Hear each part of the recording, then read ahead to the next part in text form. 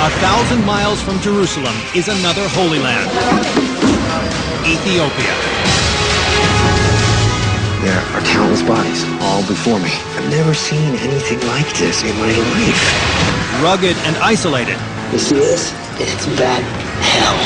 It's a secret vault of ancient Christian mysteries. Inside this small guarded church is the final resting place of the Ark of the Covenant.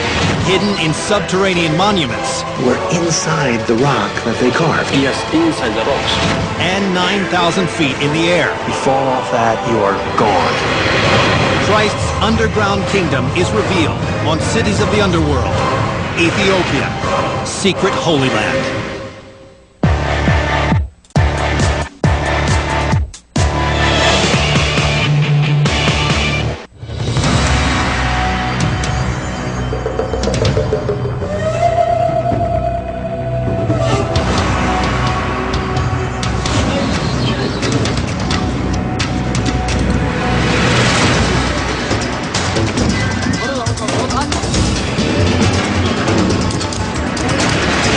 I'm Don Wildman. I'm in Addis Ababa, capital of Ethiopia. It's called the cradle of humanity. It's one of the oldest nations on earth. Little is understood about the vast kingdoms that ruled this land for thousands of years. But during biblical times, their remote highlands were an important safe haven for refugees escaping persecution and war in faraway lands. Relatively little study has been done here. So, as this developing land moves slowly into the 21st century, many of its deepest and darkest secrets can still only be found in the underground. Today, Ethiopia is a remote, landlocked East African nation, a religious time capsule, so isolated that Christians here still worship in ways that would be familiar to Jesus' first disciples. Christianity began to spread from Jerusalem to the ancient world in the 2nd century AD as believers preached the gospel and converted new members. The first conversions in Ethiopia were in the 4th century, and the new religion caught on. By the 12th century, Christianity was the dominant religion here. Its holiest city, Lalibela, was a pilgrimage site modeled on Jerusalem.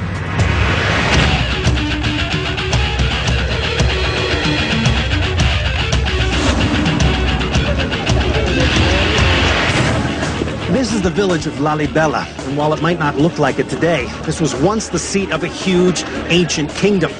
At this time, this is the 12th century, the world was a radically changing place. Muslim armies had captured and conquered a huge swath of North Africa and the Middle East, including the holy city of Jerusalem. As a result, Christians here were completely cut off, isolated from the rest of the Christian world. The king here, King Lalibela, set out to create a new Jerusalem, here in the underground.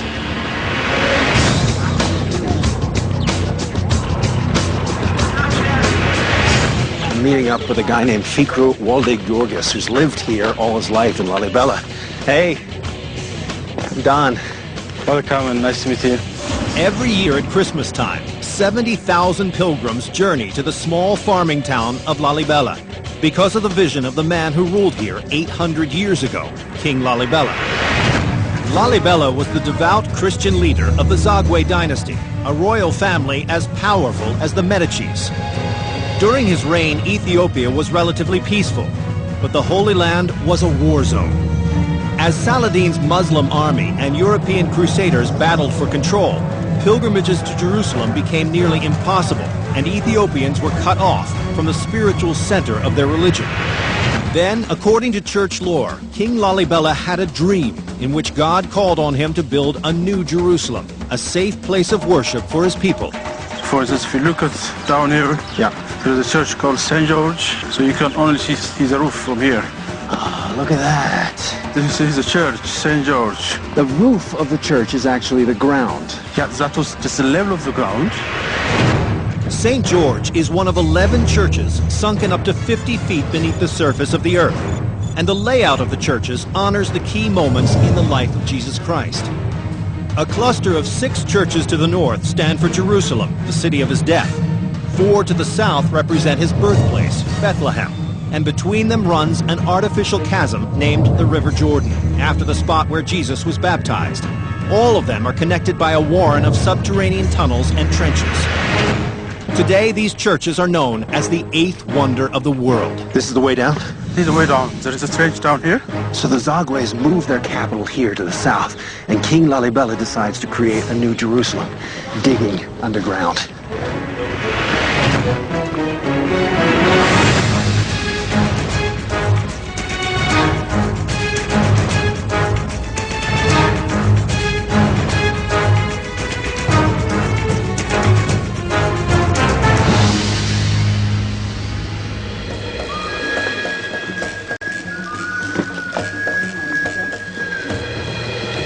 There's actually a service going on right now. I mean, these churches are all still very much active. What they're doing here this morning, they've been doing 1,000 years. Tell me about this rock. Yeah, it's a volcanic rock. Okay. Called tufa. Tufa. So the nature of the rock is actually easy to cut. In Jerusalem, builders had limestone, wood, and marble at their disposal. Here they had durable, easy-to-carve tufa rock, and they made the most of it. Digging down to depths between 35 and 50 feet from the surface, the 12th century builders extracted stone from all sides of the church, leaving a monolith inside a man-made canyon. Then they carved out the inside of the building, like a pumpkin, and carefully crafted the exterior details. They've gotten exact angles and precise corners. If you made a mistake while you're doing this, it was... Well, that's really the thing. There's no way to rebuild it. If you made a mistake, that's all. Right. Church chronicles dating back to the 15th century claim that angels helped the workers here build this massive and miraculously precise church, and 10 others like it, removing 150,000 tons of rock over 23 years. Over 100 clergymen live here today, just as they did in the 12th century, administering the rites of birth and death. So all around here, I'm noticing these holes, these actual... Oh, yeah, that was just a grave. Look at here. Even it look like coffin, has got a coffin shape. So these were filled with coffins? Just actually? filled with coffins. Look at here. Now, there's a bone here. Wow. The bodies of the faithful, who may have come here to die in this sacred spot, have no names. There are no written records for Lalibela from the time, only legends orally passed down through generations. We are allowed to join the followers of St. George's Church, but we must pay the proper respects. So you take your shoes off at every church? Yes, in all the churches. All right, let's go inside. Oh, it's beautiful.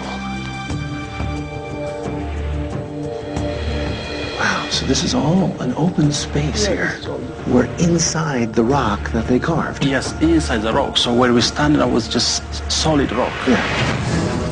Unlike the church in Rome, Alexandria, or Constantinople, the Ethiopian Orthodox rites were virtually untouched by the outside world for almost 1,000 years. They are a window to a time when early Christianity was just evolving from ancient Judaism. Here the beliefs are Christian, while many of the traditions are Jewish.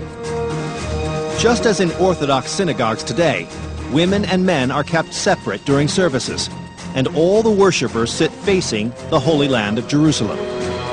Back here is Holy of Holy, where it has a copy of the Ark of the Covenant. Every Jewish temple holds the sacred scrolls of the Torah, while every church in Ethiopia has a replica of the Ark of the Covenant, the chest reputed to hold the original tablets inscribed by God with the 10 Commandments and given to Moses. You see more the Judaism influence, like having separation for men and women. If you look at the eat-able and the non-eatable, we don't eat like pork, or we don't eat... So there's a stronger tie to the Judaic traditions. Judaic Christianity. I mean, we practice Christianity. We believe in Christ, but you see the traditions of Judaism too. Interesting. We can still see how people worshipped here 800 years ago, but there are no hard facts about these churches. One mystery lies under the northwest cluster of churches known as Jerusalem. So, St. George's is one of 11 churches. They're all organized in clusters. Further up this way is a whole other group. This group of 6 rock-hewn churches are all connected by a labyrinth of tunnels and trenches. Can I pull this off? Can we go in here? Rarely used today, their original purpose is unknown. Did the builders dig down for engineering reasons? Or was there some threat, real or imagined, that drove them out?